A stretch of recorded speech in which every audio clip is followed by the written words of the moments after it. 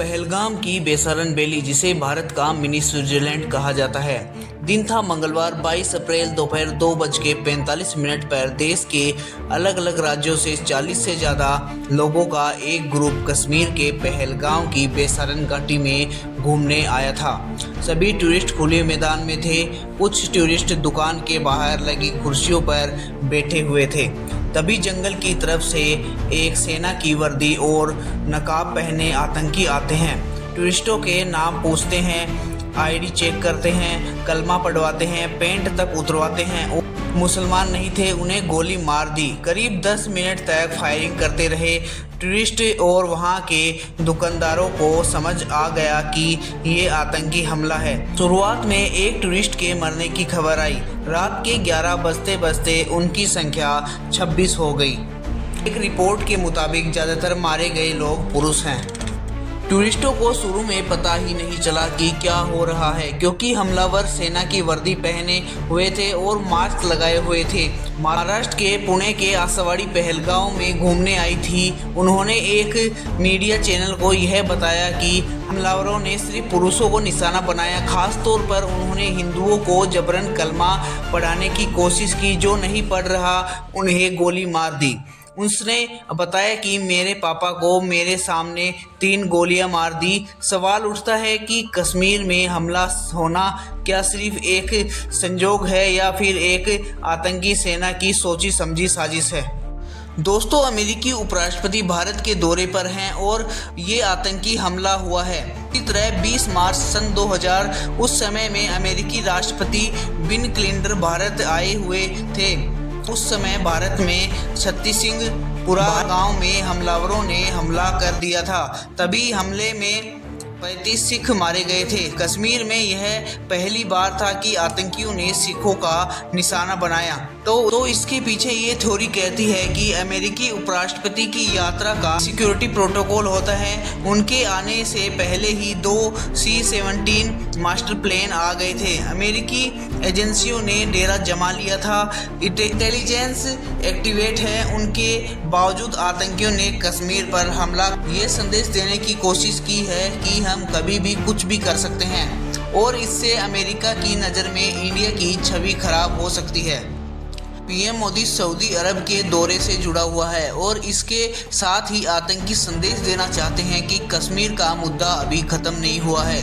22 अप्रैल को PM Modi Saudi अरब के पहुंचे। 2 दिन का ये दौरा कई दिनों पहले से तय था। सऊदी अरब के दौरे में पीएम मोदी वहां के क्राउन प्रिंस को मुलाकात करने पहुंचे थे। दोनों नेताओं के बीच योग, मीडिया, मनोरंजन और खेल को लेकर माहौल साइन होने की उम्मीद थी। पीएम मोदी का ये दौरा कहीं न कहीं पाकिस्तान को चुभ रहा था। इंस्टीट्यूट के डायरेक्टर और Pakistani analyst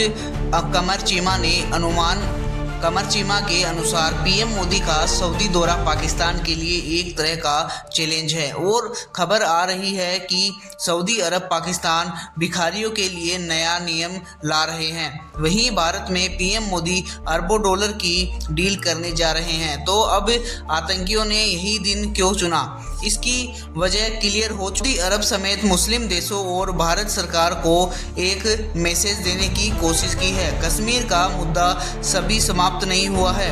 retired lieutenant general Sanjay Kulkarni ने कहते हैं कि ये आतंकी हमला टाइमिंग देखकर और सिस्टमेटिक मेथड से किया गया है। भारत के प्रधानमंत्री मोदी गए हुए थे।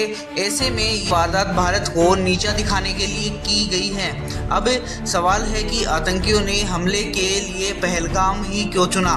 3 बजे है कि इस बार अमरनाथ यात्रा 62 दिनों की होने वाली है, जो 9 अगस्त को समाप्त होगी। ये यात्रा हमेशा सिक्योरिटी के नज़रिए में काफ़ी है। इस यात्रा में हमला होने का खतरा हमेशा बना ही रहता है। इसके चलते जम्मू कश्मीर सिक्योरिटी और इंटेलिजेंस एजेंसियों चौकन्नी रहती हैं। जिस जगह हमला हुआ है उस जगह में अमरनाथ यात्रा शुरू होती है, यानी पहलगाम से बेसारन कैंप से यात्रा शुरू होती है।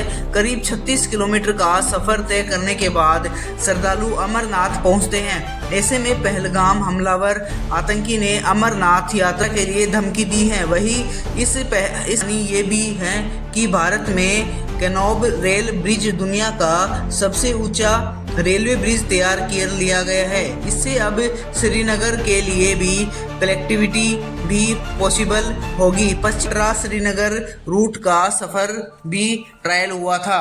ट्रेन सुबह 8 बजे कटरा से रवाना हुई और 11 बजे श्रीनगर ट्रेन पहुंची। ट्रेन ने 160 किलोमीटर का सफर 3 घंटे में पूरा किया था। 19 अप्रैल 2025 को पीएम मोदी इस ट्रेन का उद्घाटन करने वाले थे। साथ ही कटवा यानी मेट पहुंचकर जम्मू कश्मीर वंदे भारत एक्सप्रेस ट्रेन को हरी झंडी भी दिखाने वाले थे। हालांकि किन्हीं वजह से प्लान इन्होंने पोस्टपोन कर दिया। देश के बाकी हिस्सों में कश्मीर की ट्रेन कनेक्टिविटी से टूरिस्ट तेजी से बढ़ने की उम्मीद भी थी, तो आतंकियों ने इस हमले के पीछे का मकसद काफ़ी बड़ा है।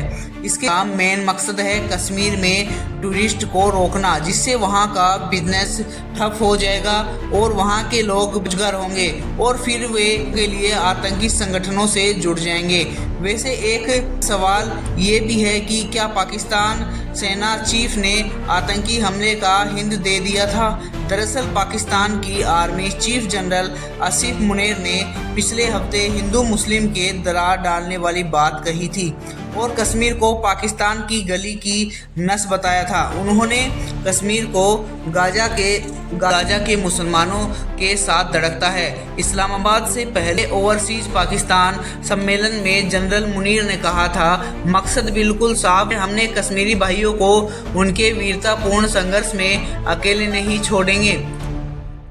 संजय कुलकर्णी कहते हैं, जो जानकारी मिल रही है उसके मुताबिक आतंकियों के नाम पूछकर लोगों को मारा है। अगर आतंकियों ने चुन कर मारा है तो भी काफ़ी कुछ कहता है। घटना के बाद गृह मंत्री अमित शाह सीधा दिल्ली से श्रीनगर पहुंचे और राजभवन में सेना और प्रशासन अफसरों के साथ हाई लेवल मीटिंग कर रहे हैं और एनआईए की टीम हमले की जांच के लिए पहलगाम पहुंच चुकी है। पहलगाम की घटना के बाद दिल्ली, मुंबई और दूसरे बड़े शहरों में अलर्ट जारी किया गया है। पीएम मोदी सऊदी अरब के दौरे पर थे, लेकिन हमले के बाद वे समय से पहले भारत लौट आए हैं। उन्होंने कहा कि हमले के जिम्मेदारों को बख्शा नहीं जाएगा। वहीं इस हमले जिम्मेदार लश्कर-ए हिंद यानी कि the resistance front TRF mastermind Sheikh Sajid Gul है, जो पाकिस्तान के इसे ऑपरेट करता है। आपको बता दें कि लश्कर का प्रॉक्स ग्रुप है TRI यानी TRF 2019 में रेजिस्टेंस में आया था। TRF के कश्मीर में काफ़ी एक्टिव है। इसकी फंडिंग पाकिस्तानी और TRF ही करवाती है।